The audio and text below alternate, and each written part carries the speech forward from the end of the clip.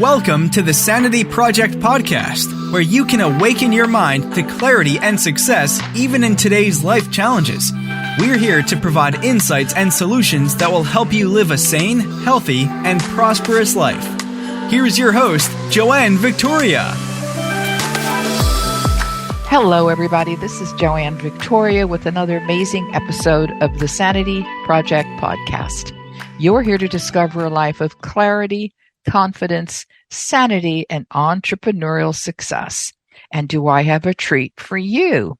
Our guest today is Billie Shepherd.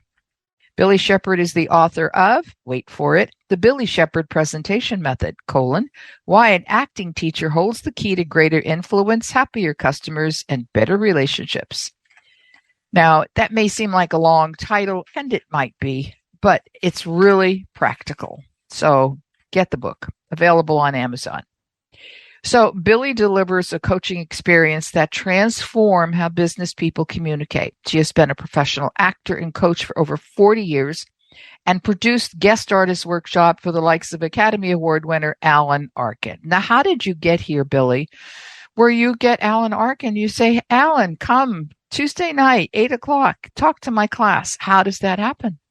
Oh, do you really want to hear this story? Sure, why not? Now, okay. I had idolized Alan Arkin since the 6th grade when I saw him in Wait Until Dark.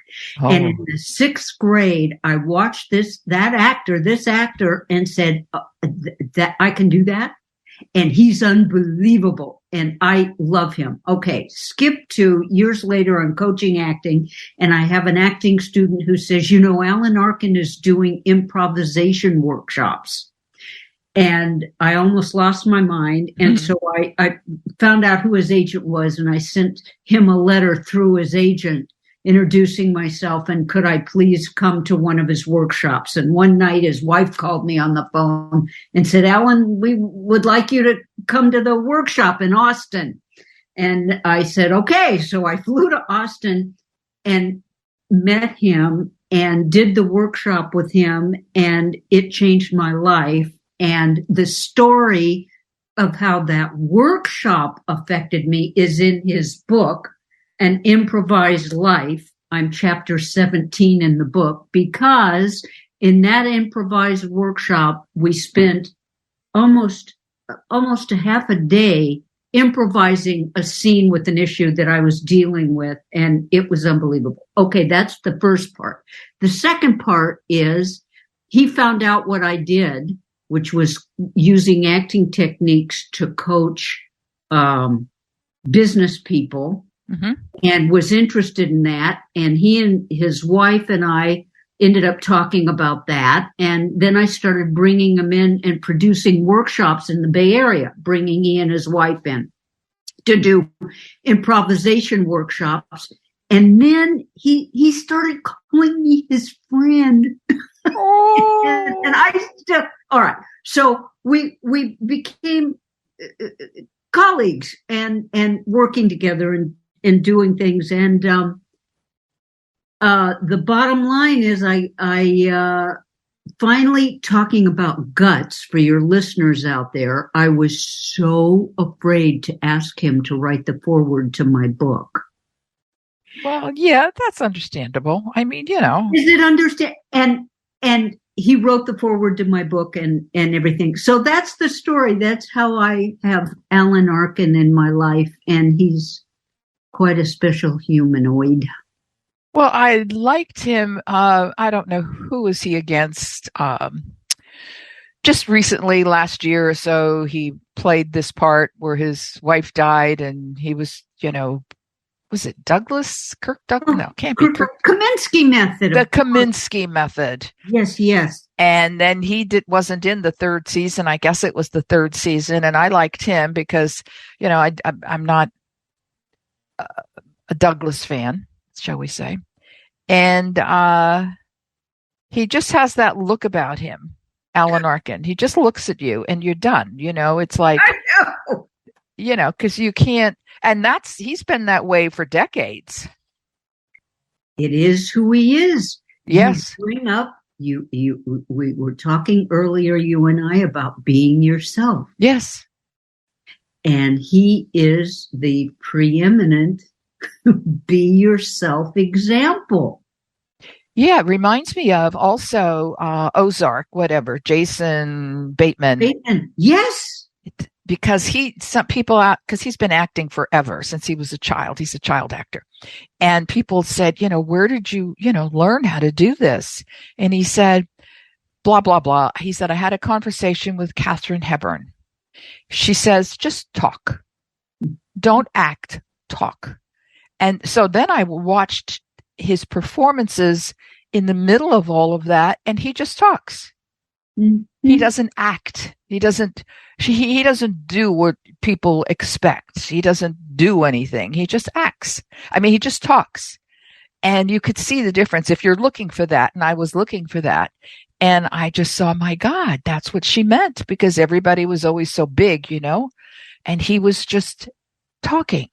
And I think that's what we're trying to get through today. Yes? Yes, I think that's a good road to go down for us. How can we go wrong with being genuinely yourself and then building on that? Right. The thing we discover as actors, it turns out to be kind of a trick on us. Most of us go into acting to not be ourselves. Right. We like that adventure of exploring other people. And when we're not ourselves, we can do all these other things. We can rob a bank. We can, win a horse race. We can, be a scientist. We can do all these things when we're in character, when we're not ourselves. But here's the trick that they pull on us. When you get good enough to start getting cast a lot and decide, maybe I want to do this and get paid for it, you realize that the trick is I have to start as myself and then build on that, the character qualities. And I don't mean the nose and the right and the limp. I mean the character qualities. Would this person lie? Would this person steal? Would this person, do a certain unseemly thing? But as an actor, a good actor actually means to take action. Mm-hmm. One has to learn the techniques to calm down and get in the present moment as myself.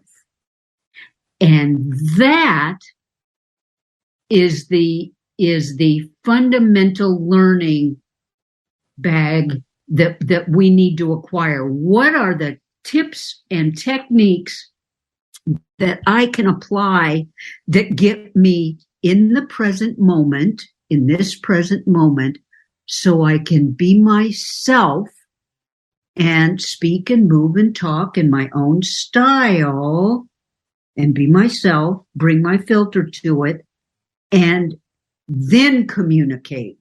It takes technique to get calm, because we're all lunatics, Oh, we're all crazy. Yeah. We're all crazy.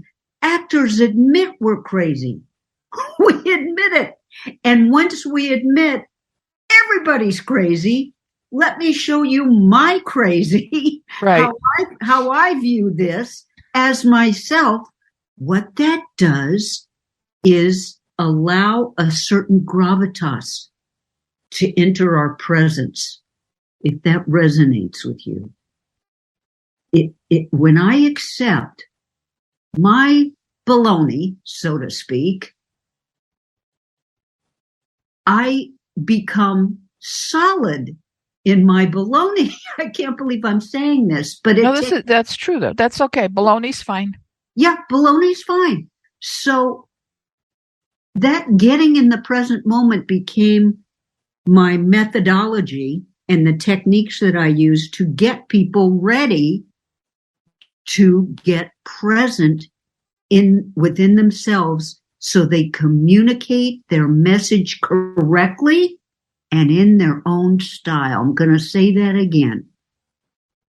They communicate their message correctly, so it's understood correctly, and they do it within their own style. And then it's fun. Yeah, I wonder how many people who are listening now would be, they go, oh God, I would love to do that. I would love to do that. And they've been doing it. They don't know they've been doing it. Yeah. And they don't have to love it now. They can just be it. It's a matter of being. Mm-hmm. Mm-hmm. Mm-hmm. There was a wonderful acting teacher that I worked with for a while who used to say, don't act, be in the situation. Don't act, be. Acting is about being. Yes. And we're all actors anyway. So yes. It is to be. So how can we help our business person? I mean, you have worked with people at Facebook, Uber, Intuit, training speakers, how to enhance their virtual presentation skills, etc. How do we get to, be understood by our audience? Well, lucky for us all, it's not brain surgery. Right. If it were, there'd be a lot of dead people. We'd be in so much trouble. But it does take effort to have the guts to go through this process in the workshops and in private coaching. We begin as actors begin by getting present in our body first, then working our voice, then doing improvisation, and then learning how to choose an intention. Now, why those four things? Because when the economy tanked in 2008 and my business phone stopped ringing, mm-hmm. I went upstairs to Bill and my partner Bill, and I said, well, my company's silent. I'm going to go back to school. I'm going to get a graduate degree because I want to know if these methods I've been applying to get actors and corporate people and business speakers successfully communicating, if I can substantiate it with some sort of testing. So I went back to school and I wrote my thesis on this very thing. They were very supportive. And my thesis advisor at the time said, Billie, you've been teaching this for decades, but how can this be teachable and communicated through somebody else? It's got to have components to being in the present moment. You know the present moment when you see them and you know how to get them there. How do you know they're in the present moment, the actors or the speakers? She said, what are the components? And by George, we discovered there are, in fact, 4 components that go into getting yourself present in the moment. And they are body, voice, improvisation, and intention. So that methodology that I built is the overarching umbrella is getting present in the moment. And the 4 components are those 4 things. And I have exercises that participants do to substantiate and experience feeling our body in the present moment. How do we do that? Well, we begin with the breathing exercise. And that breathing exercise gets us present in our body from the inside, the very most inside out. Actually, that breathing exercise is on my website. I think it's under the Get tips. Ready. Huh? Pardon me? I think it's on the page that has the tips. Yeah. It might be there. Yes. And it might be, the get ready bit, audio. And I'll guide you through it. And it's a, meditation to get ready. The second thing we do is, vocal exercises with a pencil in the mouth and reading a poem and over enunciating. And it's helpful for people that speak 2 or 3 or 4 different languages. I work in the Bay Area, Silicon Valley, and most of the people here speak more languages than English. English would be their second or third or fourth language. Mm-hmm. And diction, it turns out, alleviates so much of the misunderstandings. So we do the pencil exercise, and then we do improvisation exercises to get one in the present moment, listening, paying attention, responding truthfully and genuinely. And it's really good for collaboration, improvisation. I recommend anybody out there find a good improvisation workshop in Seattle. There ought to be a lot of them. There should be, you would think, eh? Yeah. And finally, the secret of life, Joanne, I'm talking so much, but the secret of life is, what is my intention? What is my goal? What do I want here? And getting clear on intention is a gem, because it relieves all fear, uncertainty, self-doubt, self-consciousness. Why? Because when I'm clear on intention, I have a job to do. So there's no room for self-doubt. I've got to pick up this pencil. I've got to get that $50 you owe me. I've got to get you to hug me, or I've got to get you to stop talking. Intention is the secret of just about everything with communication. I think that goes out the window. I really do, because you're talking about getting business people. Let's see, we're on the same page here. Business people being unafraid to handle a room, so that they know how to enjoy and in what they're saying. They're trying to train a group of people, and the group is either on Zoom, or it's it's real, or it's live, or it's a combination of both, although I can't stand those. Those are hard. Well, they are, it's just, it's like, well, who decided that this was okay? Who was that? You do Zoom or you don't, whatever. But it's like, you can tell as long as you know what your intention is, because that's the key. If your intention is to get people to do something, then you're clear. You don't have anything else to worry about. You just have that intention, whatever it takes. You want them to climb that mountain. Mm-hmm. And, you tell them many different ways that they can do that. They'll come up with their own ways of doing that. But if they're given a task where it says you have to speak to this audience and have them, whatever, I can't even think right now. And then you go, okay, but they're not there. They're not with you because you haven't given your intention. I'm talking to a bunch of business people. I'm going to teach you how to talk to a large group, and then we're going to do that. And you go, yay, let's do that. And then you go, oh, I can't do that. Why not? Because I'm afraid. What are you afraid of? And then we go down the hill from there. Well,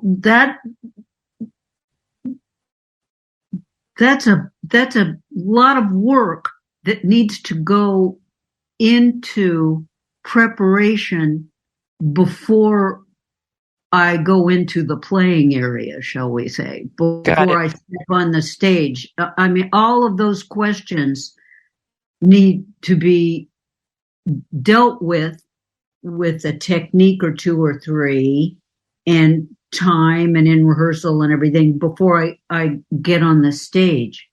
I can say that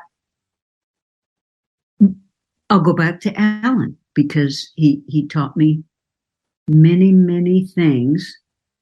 And one of the things he taught me the first time I worked with him was to attach my intention. I did a scene with another actor, and he came up to me. He has this way about him. And he quietly said, "That was very good. That was very good." He said, now, he said, "I can see you're working on an intention. I can see that." He said, "Now attach that intention to a strong feeling that you have about it yourself, inside yourself. Attach your intention to a strong feeling within yourself." And he said, "And don't enter the playing area until you feel it, until you get there." So I thought of something that made the intention, got me juiced. It made me think of something that incidentally had nothing to do with the scene I was playing, because people don't know what you're really playing. Right. Okay. But the feeling was, this I've got to get accomplished. And the scene was transcendent for me and for the audience as well, because I looked on the floor and he and his wife were pounding the floor laughing. It just turned out. I was not trying to be funny. It's just, it was so real that the audience was dying laughing, because my intention, I felt so strongly about it that it read funny to the audience. And I can see that, which is what humor's about. Right. You know, it's always funny, the other guy falling in the manhole. Right. Not when I do, but when the other guy does, it's funny. But the lesson that I learned is the difference in the feeling, the experience, my awareness of attaching my intention to a strong feeling. Now, I'm going to continue to talk because I'm going to relate this to a business context. I know, I see how often my clients are given 30 slides and said, and told, "Bob wrote this, you have to deliver it at 4:00 this afternoon." I know what world they live in. And I know that they have to write all these presentations that many of them might not care about. And what I teach them to practice is this. Number one, if you don't care about it, why should I? And number two, if you don't care about it and you need and have to deliver this presentation, find one thing in that presentation that you do feel strongly about. And that will be your light. That will allow you to have enthusiasm. And enthusiasm is contagious to an audience. It's as contagious as bad politics. You know, it really is. It really is. So an intention needs to be connected to a strong feeling. Okay, so people who are listening, I want you, and I tell them probably 9 out of 10 times, is to get a yellow pad and a pen and re-listen to this podcast. Because Billie Shepherd is telling you all sorts of wonderful things here that you won't remember until you write it down. So I'm assuming that you're listening right now. So I want you to write things down. So you're going to get your pen and your yellow pad and you're going to write things down. And then you're going to see, oh my God, I can do that. This is something, this one thing that you give the light to, one thing in that 4-hour presentation that somebody else wrote that you don't even know who this person is. And you know how to do that. You can do that, right? You're listening. I know you're listening. Okay, so write down the notes. Oh my God, you're the best, Joanne. That's so true. People forget everything I say. Everything. It's unbelievable. It's so funny. We're all sieve brains. I discovered this. It hit me like a bolt through my whole body. When I was coaching actors, I would say these things And I would, when I was working with them, and I would say, that was brilliant. And everybody would say, that was brilliant. That's the secret. That's the key of acting. Then they'd come back the next Monday night and they'd forget it. You know, so we have to write it down and then experience it. That's why the teaching is so interactive that I do. It's heuristic. The learning has to be experienced and felt. And once the participant experiences it, being in the moment in their body and their voice and on intention, they won't forget how that feels. And then they'll know when they're in the present moment and when they're not, and how to get there again.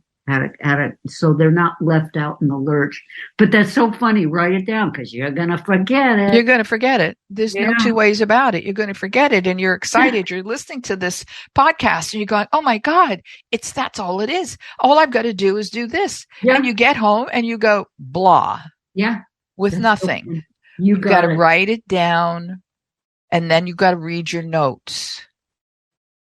And then if you don't recognize your notes, listen to it again. Because this is a gift that Billie Shepherd is giving you. This is a gift that all of my guests give you. So you got to write it down. Well, this has been tremendous. I want to thank Billie Shepherd for being here today and telling the truth about how you can present yourself in front of an audience and be heard. Really be heard, no matter what you're doing, no matter what business you're in. Just be heard. You want to be heard. So get in touch with come up with the 4 lessons, which I have here somewhere, but they're on her website, and practice. And then when somebody gives you some interesting information that you've never read before, read through it.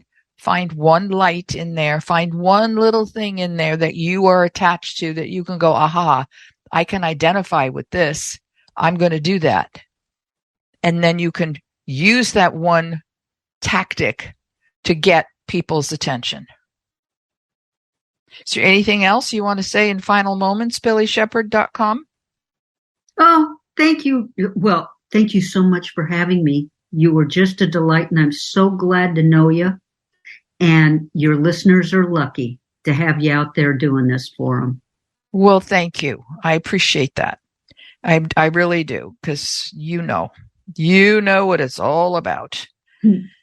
Okay, so everybody, thank you for being here today. Thank Billie Shepherd for being here today. Thank Alan Alda for Arkin. Sorry, the other Alan. Mm-hmm. Thank Alan Arkin. He's still alive. Yeah. And he's old too. He's 88. Yeah, getting close. Yeah. And but he's still moving. He's still going. He just doesn't. Oh, he's just adorable. He's very sweet, and he's very good. And I remember that original film that you spoke about at the beginning of this, which seems like an hour. Mm-hmm. Okay, because it's just so filled with perfect Billie Shepherd presentation method. Everybody take care. Have a wonderful day. Talk soon. Bye-bye. I hope you enjoyed this episode of the Sanity Project Podcast. Please go to AskJoanneVictoria.com to listen to more podcasts. Check out Joanne's coaching programs and get a free copy of her report, 5 Steps to Achieve Life-Work Harmony. That's AskJoanneVictoria.com. Take care, and thanks for being here.